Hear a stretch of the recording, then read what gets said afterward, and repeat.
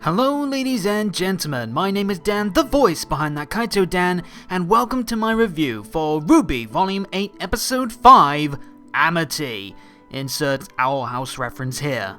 As always, before we begin, please make sure you are watching this episode first through roosterteeth.com to support the show and avoid spoilers. And before we go any further, if you haven't seen my recent RWBY news update video, you should know that Volume 8 will be taking a longer than usual mid-season break after Episode 7, returning for Episode 8 on February the 6th, as the RWBY need more time to manage the production of the remaining chapters, whilst also dealing with working from home during the holidays. For more details, check out said update video in the card above or the description down below.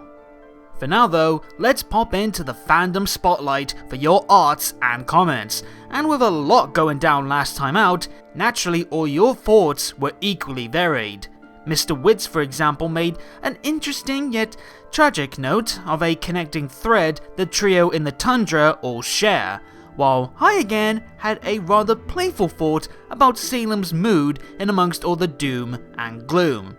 And finally, Senshi shared their fears that Mantle could soon follow in the footsteps of Mountain Glen, which, given the events in this episode, may be more accurate than even they were first believing. So now we know a big mid-season pause is on the horizon, the foreboding aura forming around the current events in Atlas is growing even stronger as the tension reaches fever pitch, and on the back of another classic roller coaster of emotions episode, was the volume able to bring out more hits as the heroes make their gambit? Or was Amity a blight on the volume's quality? Owl House puns. Let's find out! We kick off with the Paul and Dina pair putting the finishing touches on their plans to launch Amity, complete with some bombs being planted in the SDC mine that we saw in the previous volume, which should give the tower all the extra propulsion it needs to help Amity reach broadcast range. We also see Maria once again taking up a pilot role as she's using a new Atlesian Paladin to help lift the terminal into place. Meanwhile in August, I think Cordovan may have just felt a chill go down her spine. But all is not well in the mind of young Penny, who fears no one may come to aid them in spite of their message, and she once again tries to suggest staying behind to aid the others protecting the kingdom, only for Pietro to reject it outright, playing the "I'm your father" card to really put a cap on Penny's mindset. Once again, the poor girl is unable to do as she pleases, and even Maria is noting how unfair it is that she's being told what to do so much as of late, and this time coming from her father. Though, as we'll see later on, there's a bit more behind this particular dismissal. Nevertheless, the launch is set to go, and with Penny's green light clearance, it's just a matter of now buckling up for a bumpy ride. Except things get bumpy already, as suddenly a blast of fire welcomes in Cinder, Emerald, and Neo, who, by the way, has a cute little tip of the hat gesture in the background that I love. I'm always fond of those little backdrop animations that doesn't leave the cast static just because they're not in the focus. And even with Pietro's concerns, Penny has to step up to the plate. And like I mentioned in the last review, I love the background context and having Penny taking on the person responsible for her being destroyed the last time the Robot Girl was in Amity Arena. Even with these two clashing at the end of last volume, having that additional layer for their first real one-on-one fight gives it that extra special flavour on top of the nail-biting tension of already trying to get the satellite up and running before it's too late. Speaking of which, boom goes the dynamite, as the mine lights up in a colourful burst of fire, electric, ice, and gravity dust that sends the tower flying, throwing everyone off inside. And as you would imagine, a giant explosion of a military-owned location attracts the attention of Ironwood and Company, the general readying his own next move. As the satellite makes its ascent, Cinder mocks how she hoped Penny's friends were here too, their absence being a sign that Penny is being used as a tool to aid their plans and nothing more, which Penny obviously rejects. Even though I can't help but think she may believe it to some degree, given her conflictions as of late. As Cinder's roasting Penny, she's also scorching up some blades from the stage floor, and once the satellite reaches its destination, the fighting kicks off, Cinder just peltering Penny with her bladed barrage. However, she's got quite the backup with Maria in the Paladin, who, if not for a surprise ship takedown by Neo, was about to shout out aliens with that classic "Get away from her, you bitch" line. Here's hoping by the end of this volume, we won't be needing another famous alien quote.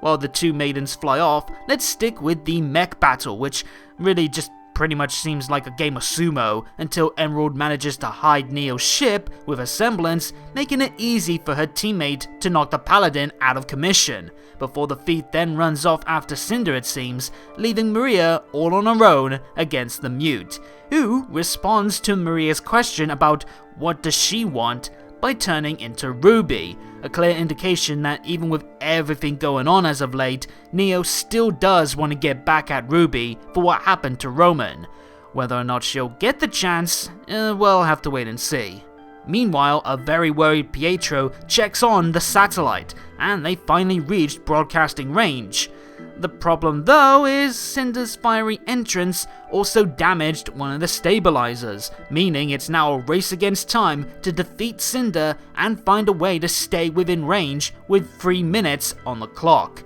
And said Vixen's literal hot pursuit is taking its toll on both Penny and Amity, as we see Cinder finally bring back her bow and arrows that she made her staple weapon early on in the series. Even with the more tricked out weapon combos and Cinder being an absolute demon with her magic and flaming swords, I really always liked Cinder's twin blades that fused into a bow, mostly because it reminds me of Pit from Kid Icarus. It was a simple combo that Cinder was seen massively using, and it was the weapon that she bested both Amber and Pyrrha, so I often attribute it to her above anything else she's used before or since, so seeing it back with quite the bang definitely made me pop.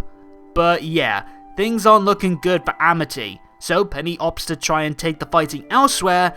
but it's not long after Cinder takes the bait that she realizes why Penny's playing so defensive, so she doubles back with Penny on her tail this time, which leads us to quite the surprising sight. Neo struggling against Maria, who is just going full Yoda on her ass, even landing a pair of stiff hits to her head as she playfully one-ups the Mute.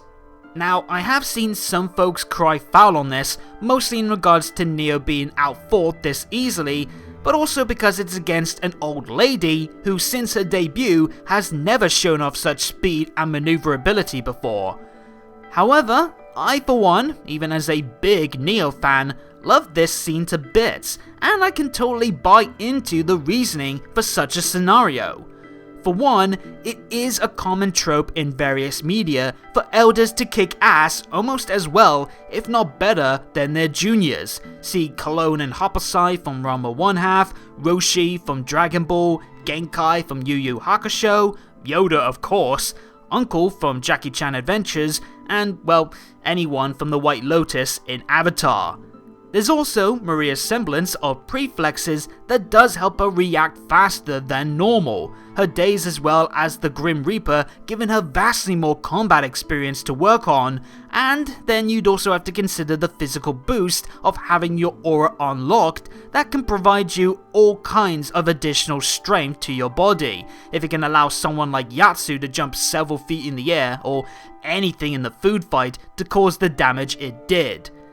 Then there's Maria's actual approach to fighting Neo, whose combat strategy has always been about using her athleticism and semblance to outmaneuver her foe to the point they become unfocused, leaving large enough holes in their defense for Neo to take advantage of. However, here, Maria is keeping her cool, never going in on the offensive herself, And honestly, she's dominating Neo at her own game, using well-timed blocks, dodges, and the momentum of Neo's own attacks to frustrate her and leave her open. It's a badass yet playful sequence that, while surprising for sure, still plays fair within the rules of this world, and works within the strengths and weaknesses of both combatants, with maybe my only gripes being this one sequence of Neo jumping and spinning in the air for a strike perhaps being a tad too slow and not quite in line with the hard-to-telegraph flair of Neo. But again, that could just be down to Neo's rising temper and lack of focus, so I'm not gonna blow a gasket over this. After that, the Maidens make their return as Cinder starts to melt the beams supporting Pietro and the terminal, with Penny rushing in to stop her, as well as to question why she's serving someone like Salem. Perhaps this isn't the best time for this conversation, and I don't quite get why she would care about Cinder's reasoning outside of still trying to understand complex humans and their emotions, but it does give us quite the statement from Cinder, that she doesn't serve anyone, and Penny wouldn't too if she wasn't built that way. Suffice to say, I think Cinder's still a bit sore after Salem's firm dismissal of her once not too long ago, and the feeling she's no doubt long had about hating having to play the part of a subservient follower just to get power is starting to bubble over, to where it's only a matter of time now where she goes rogue. And I'm very excited to see that moment arrive, especially with the added fallout of Cinder disobeying Salem's orders in the first place. That is bound to get heated in more ways than one.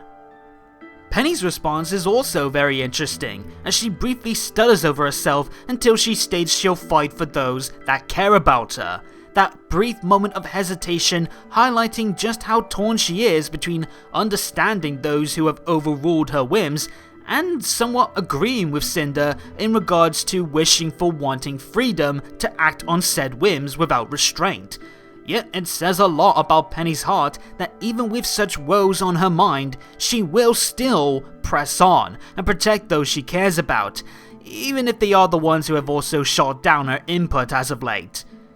There is still the issue though of the, melting support beams, and as Penny desperately tries to hold everything together with her swords and powers, it leaves her wide open for Cinder to strike. And yes, this is a very tense and scary situation, but I can't help but share this screen cap that I managed to grab where it looks like Cinder literally has smoking hot thighs. The scene is moving so fast that you won't notice it without a lucky pause like I did, and it's likely just a lighting thing from Cinder's flames.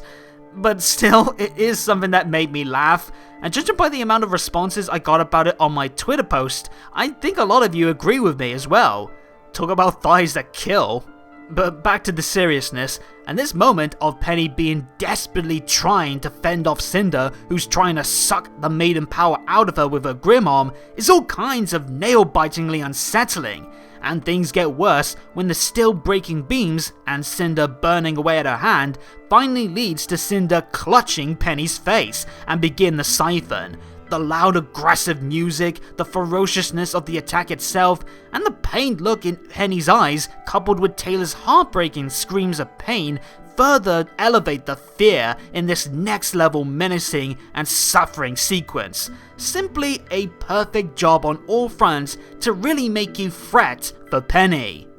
Eventually though, she does manage to break free thanks to some ice swords, so Cinder, much like her attempts to steal the power from Raven, was unsuccessful in getting the full power.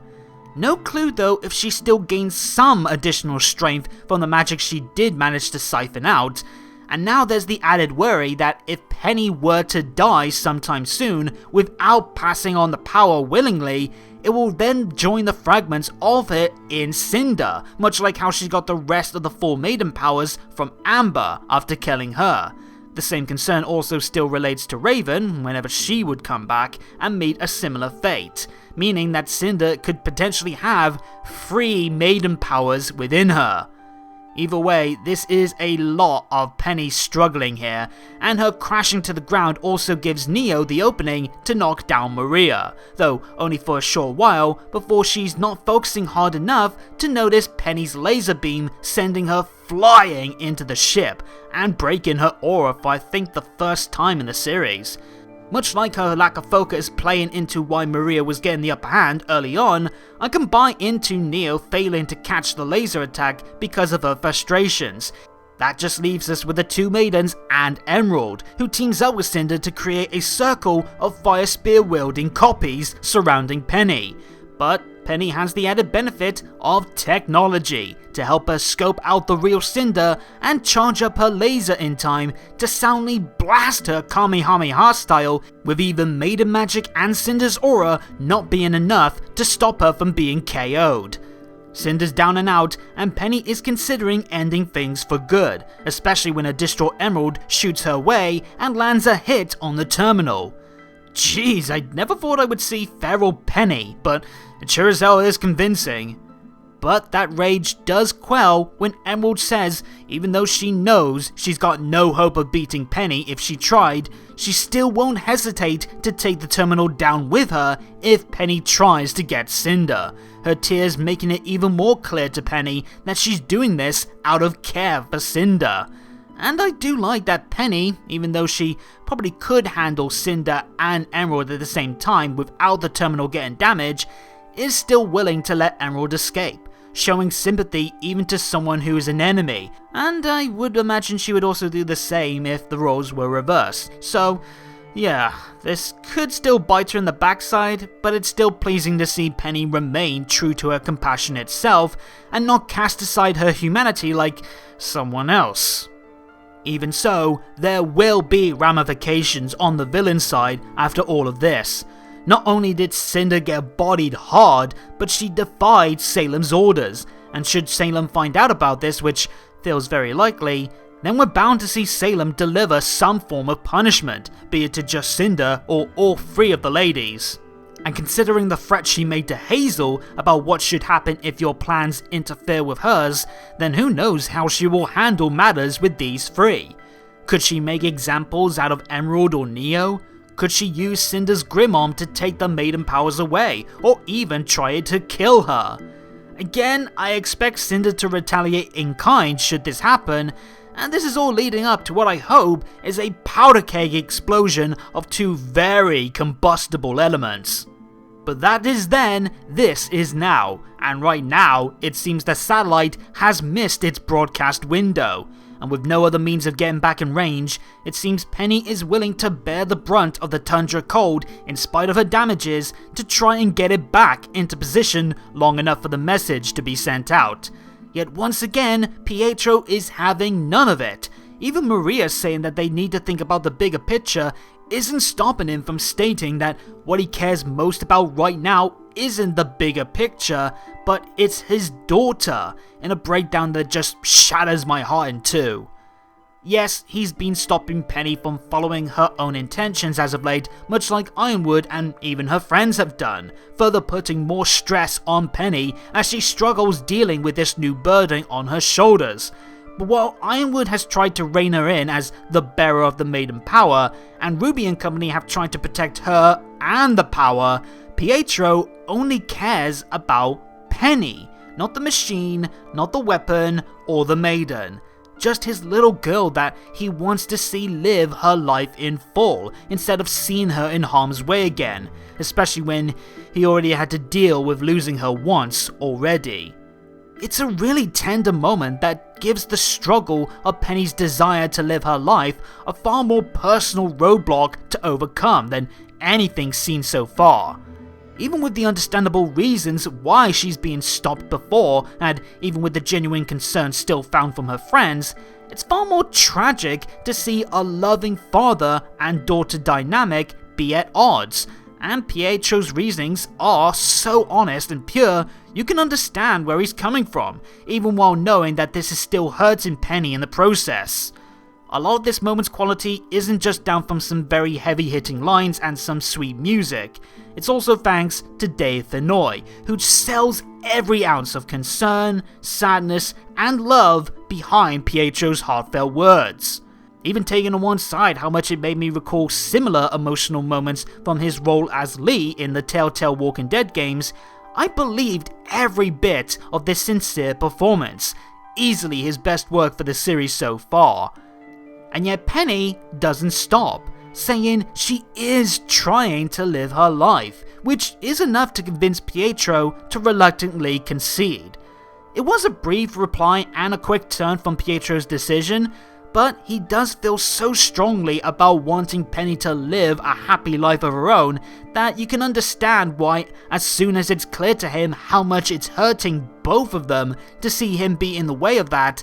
love is so strong that it will allow Pietro to not deny her any longer, even with such strong concerns still weighing him down. Penny thanking her father with a tender kiss on the head before she flies off. After one last look over the kingdom and the people she longs to protect, Penny goes full charge into the satellite, eventually getting it into position, and the broadcast is a go, with, of course, RWBY helming the speech that we see is projected all across Remnant. RWBY tells everyone about the attack on Atlas from Salem, revealing that she's not a new threat, but the one behind everything that they faced over the many years of Remnant, from the attacks on the academies, to the involvement of the White Fang and Alice's own technology, to even her being the leader of the Grimm itself. It's a full-on reveal, including the reality of Maidens and relics, but most importantly, it's a plea for the rest of the world to come united as one against its greatest threat. And as this speech is going on, we also get to see not just the reaction of some of the heroes and the general public from Atlas and Mantle, but also some familiar faces from across the world. First up, there's the Carter Ox, no doubt concerned for Jean and his friends, and then there's Whitley, who isn't in his room as Weiss ordered, but is watching the broadcast in his father's office. I guess given his upbringing, he finds more comfort here without Jacques around. Yet, his brief look to the side seems to suggest that even he's starting to take stock of what's going on outside of his family drama, perhaps thawing his heart a little even before him and Weiss finally start a proper discussion together. After seeing the notable faces in the crater, complete with the old woman sitting by a furnace, showing some good progress there, we then arrive in Vacuo to see Sun and Neptune out in the desert sands. True, we did see them back in Volume 6, so in the grand scheme of things, it's not been too long since we last saw them, but it's still awesome nonetheless to see them in Vacuo, where if you've been reading the E.C. Myers books, which you should, you know that these two, their teammates, and Team Coffee have been through their own adventures lately. Oh, and speaking of Team Coffee, where is the bun? Yes, if you know my Twitter well enough by now, you know that Velvet is one of my favourites, so obviously I was a little sad to not see her, or even the rest of Team Coffee, as I also love them a great ton as well, since this has been a longer wait since we last saw them. I believe Velvet's kick-ass fight back in Volume 3 was the last time we saw anyone from the group. And I imagine this is actually because maybe we haven't got Maya engine models for them yet, and they may also be rocking some of the new duds that they've been dealing with in Vacuo's seat, so I'm not gonna say it's a big dent in this episode. At least the Vacuum Desert sunset backdrop looks flipping gorgeous as hell, and hopefully we will get to go there proper someday in the future. There's another fave that we catch up on, Ilya, who is watching on by herself, though soon Gira calls her up, no doubt getting the Faunus forces ready to head up north, which I can't wait to see, especially if we get even the tiniest moment of Ilya reflecting on going back to Mantle, where her parents died, and she went from blending in to Atlas as a student to being a White Fang recruit. Now here's a shocker, the one and only Shopkeep, back in his humble abode of From Dusk Till Dawn. I didn't expect to see this old place again, let alone the man behind the counter in Maya form. Oh hey Glinda. Anyway, moving on, Stop! Wait a minute. Glinda Good Witch, live and in HD color. Holy smokes, now this was the biggest surprise out of all these cameos. While Glinda has also appeared in the Myers books, noting her leadership of Vale post Beacon's fall, we haven't seen her in the actual show since Volume 3, and given her voice actress Kathleen Zolch left Rooster Teeth since then, a lot of us assume that we wouldn't see Glinda again anytime soon, even with some lot still reckoning she may play a part in the location of the Crown Relic. But lo and behold, she is back, and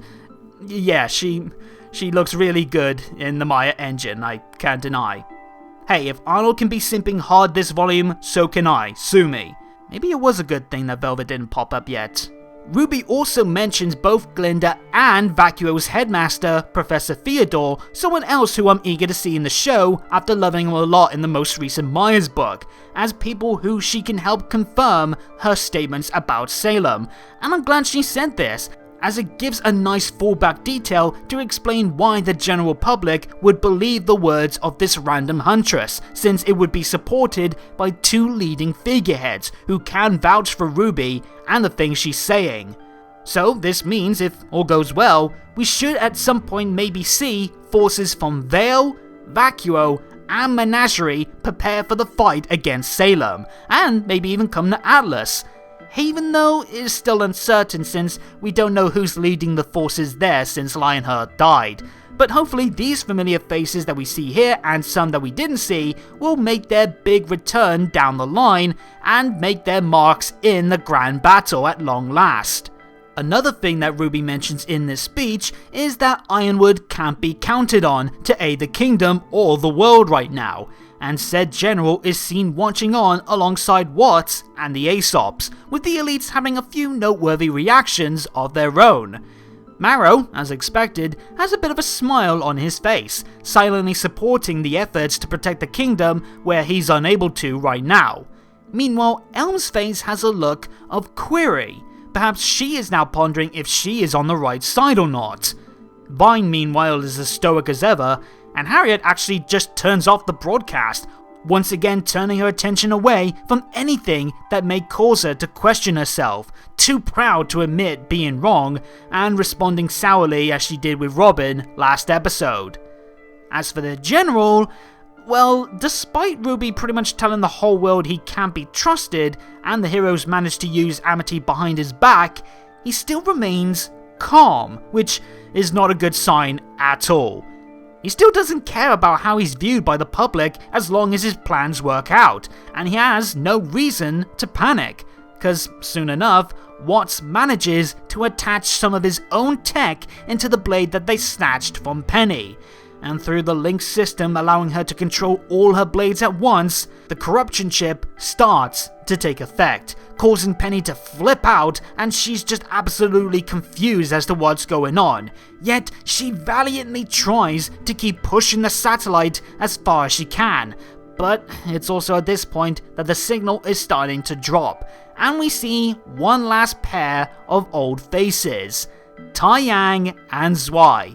And unfortunately this is just as RWBY's speech gets cut off, leaving poor Tai to lose sight once again of one of his daughters, unable to do anything but reach out and beg for her to come back. But is that really all he can do? Is this going to be the kicker for Tai to finally get back into action? I mean, the last time we saw him, he did spot a certain old flame of his that could give him instant travel to Atlas. So, who knows, maybe Papa Tai and Mama Raven could come flying into Atlas very soon, and maybe bust out Uncle Crow along the way. From one concerning dad to another, Pietro is trying to convince Penny to stop and come back inside to see what's wrong, but she's now realizing someone is trying to take control of her to get to the vault, and eventually the battle for control leads to Penny shutting down, her body going limp as she starts to fall to the ground in a fiery blaze, and with her last conscious act, she tells her dad she loves him. Communications then cutting off, leaving Penny's fate unknown. Last episode, it was Oscar. This week, it's Penny. This volume is not being kind to the poor self-identity seeking youths, huh? And even though we all know Penny will most likely come back from this and be under Watts' control, this is still super tragic as all hell, and I did get emotional even after several rewatches as I was working on this review.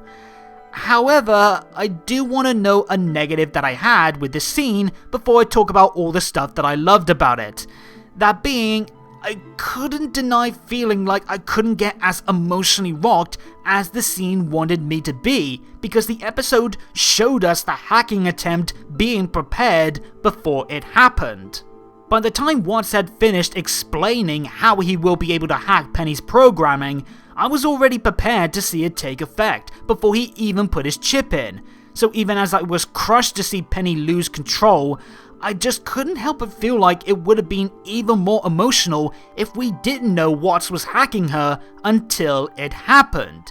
Imagine instead of seeing all the setup beforehand, we saw Penny struggling to keep Amity in range, but she starts to smile as she finally feels she's able to achieve something that she herself chose to do, only for her to suddenly start struggling by what we believe at first to be the cold, until she starts mentioning the vault and we see her eyes flicker red. Then she calls out to her dad and the scene plays out as normal from then on. The realization of what's hacking then at that moment would dawn on the viewer as it's taking place, that explanation of how Watts was able to pull it off being explained after the fact, giving us the clarity of the process without losing any of the immediate emotions that such a painful sequence has to offer.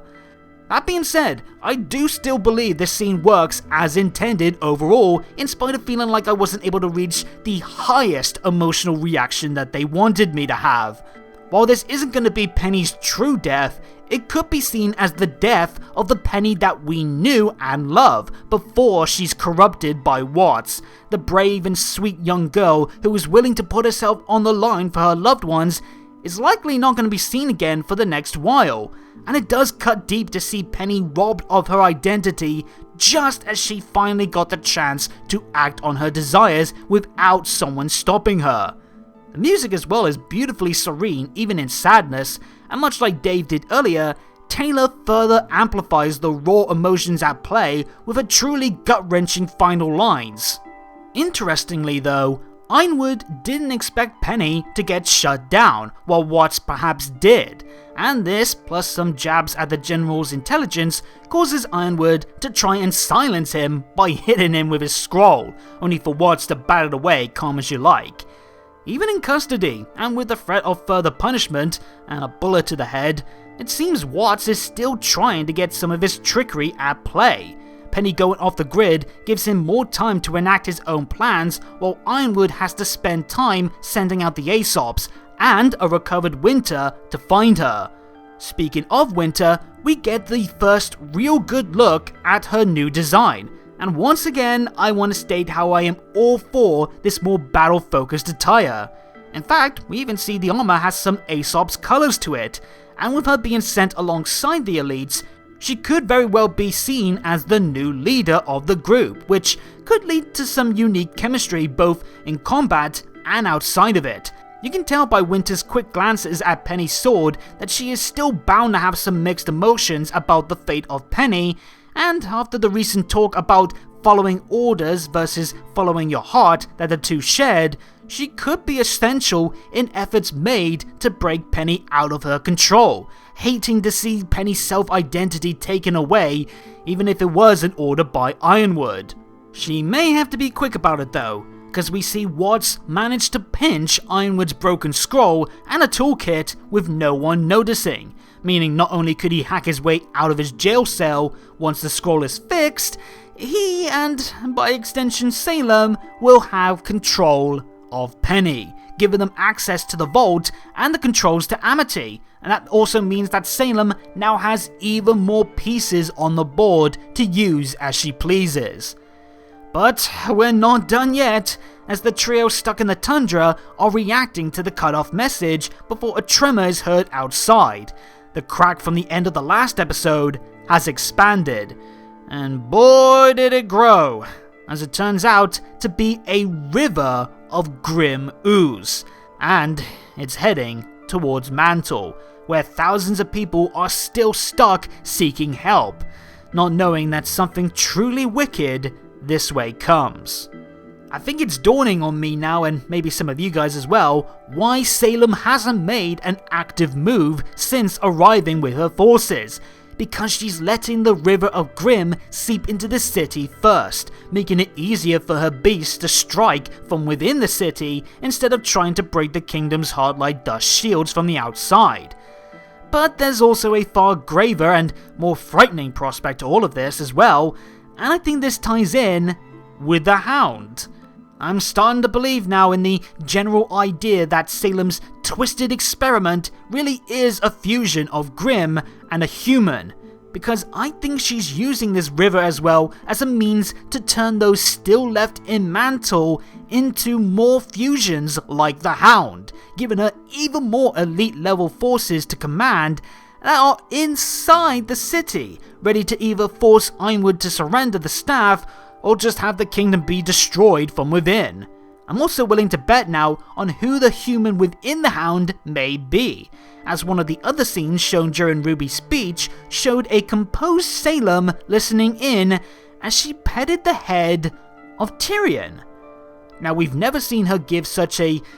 playful, I guess, gesture to any of her subordinates before, let alone Tyrion. And petting the head like that is often something you would see someone do to a dog, which makes me believe Tyrion is the Hound. And it wouldn't be a shocker to learn the devout Salem follower was willing to become a Grim fusion. It sure would explain why the Hound was so ferocious too, if it carried over the madman's vicious hunting edge. A deadly combo indeed. So yeah, we got our heroes finally getting the word out about Salem, things looking promising for the odds of help arriving soon, and Penny finally getting the freedom to help out, only to then end up with Penny being on the verge of literally falling into Ironwood and Salem's hands. Those thoughts safe in Mantle's crater could set to turn into Grim, and if Salem's smile is anything to go on, this is almost going all according to plan.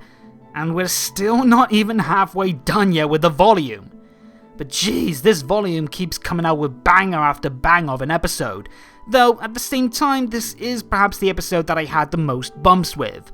There's already the stuff I mentioned before about the way Penny's hacking was presented and some of Neo's stiff fighting moves, but I also felt a bit let down by Emerald's involvement in the fight, after last episode had her boasting about improving her semblance. Outside of maybe being able to use it on several people in rapid succession without headaches, she didn't seem to be any different in that department, and she was also absent for much of the fight, often seen running off seemingly just to have no other purpose but to wait until her next semblance use. It may just be me, but I couldn't help but come away expecting that I wanted more and didn't get it, though I did still enjoy her sadly showing that she is willing to risk her life for Cinder, even though I know full well that devotion is misguided. That being said, it was the large amount of strong emotions swirling around this entire episode that carried much of its strengths, with Penny and Pietro being right at the core of it all. We've seen them work well off each other in high and low moments already as a charming father and daughter pair, but they really do shine in this episode with such honest concerns and love fueling their actions, making their final moments really cut deep into my heart, even with the previous qualms that I had. I also felt many an emotion from the worldwide speech, a moment we've all been waiting to see that wasn't just fan service, but another solid moment for RWBY as she tries to inspire the whole world, which I also can't help but feel is only setting her up for a massive fall of her own into sorrow, much like her robo buddy, which I pray is able to hit the mark. At the very least, I'm glad we also got it done with already, with there still being much of the volume to go, completing one long expected scenario with more than enough time left for all manner of outcomes to follow on from it, and be fleshed out without being packed into what's bound to be a stacked final third. And I love the underlying detail that the hero's biggest move to unite the world and succeed where Ironwood has failed got lukewarm, even content reactions from their biggest foes, more than implying that things could still get much worse, which is all kinds of appealing and scary to imagine. The action was also a good ton of fun, maybe not the grandest of battles in the lineup so far mind you, but it still had more than its fair share of highlight moments, pleasing animation, and a good sense of ebb and flow to the tension, and the closing moments once again left just as much questions as the episode started to answer, making me even more excited to see what comes next, with every step forward the heroes take being matched by several more steps forward for both Salem and Ironwood. Episode awards time, and cause of my still small but notable issues with Penny's fall, I can't fairly give it my Scene of the Episode award, at least for me personally, with it still being an emotional body blow, just something that's held back a bit. So instead, I'll give this award to RWBY's speech, for balancing some well-loved fan service with grounded dialogue and some interesting responses from those most targeted by RWBY's declaration of hope and caution. Character of the episode, I'm gonna give it to both of the Pollendinas, Penny and Pietro, who really carried this episode together and made it their own thanks to their believable concerns, matching well with some genuine heartfelt love. And finally, the voice acting gold star this week goes to Dave Fennoy, the man breathing such earnest weight to Pietro's attitude in this episode that helped cushion some of the character's harsher moments so we felt comforted once those tender fears came to light. Another episode in the pocket, and things are really evenly poised now. The heroes went from succeeding in their primary goal to losing a key member, and things look even more harrowing in spite of their success, which just means all the more reason to be equal parts pumped up and scared stiff, with still so much left in the volume, and their mid-season finale as well bearing down closer. A few muddy spots did dull some of the shine, but overall, there was still plenty to sink my teeth into and enjoy. And as day 2 draws near, we could be set for quite the dive into some really dark and stormy territory.